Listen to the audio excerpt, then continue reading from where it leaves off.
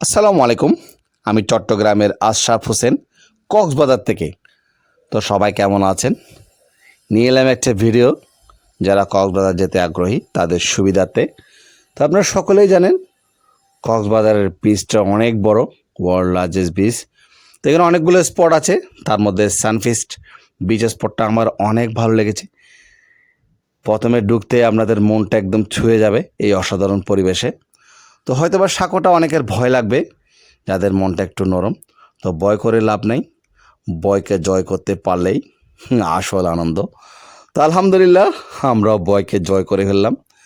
তো ঢুকতেই একদম মনটা ছুঁয়ে গেল এই অসাধারণ পরিবেশ দেখে। দুই ধারে ঝাউ গাছে ঘেরা, মাঝখানে পথ চলা, অসাধারণ একটা পরিবেশে দেখেন।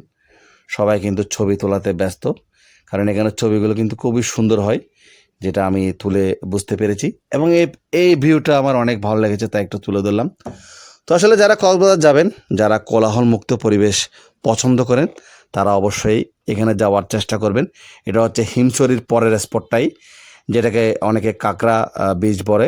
তো এখানে শীতকালীন সময়ে এখানে লাল কাঁকড়াগুলো দেখা যায়। তো আসলে অনেক কোলাহলমুক্ত একটা পরিবেশ। যেমন ধরেন ওইদিকে কলাতলি, সুগন্ধার দিকে অনেক লোকের সমাগম। এখানে এসে আমার অনেক ভালো লাগলো। তো আপনাদের যদি ভালো লাগে থাকে, লাইক কমেন্ট শেয়ার দিয়ে পাশে থাকবেন। আসসালামু আলাইকুম।